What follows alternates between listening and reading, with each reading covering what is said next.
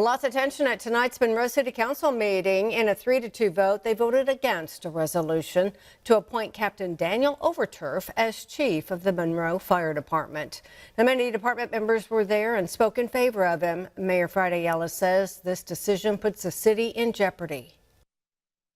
This is a reckless decision because now that you're delaying this, you're putting your community at risk, especially for being responsiveness and having leaders there within the Monroe Fire Department. And it is disappointing to know that we told in the face of Monroe Fire Department that their choice, their pick, is not worthy.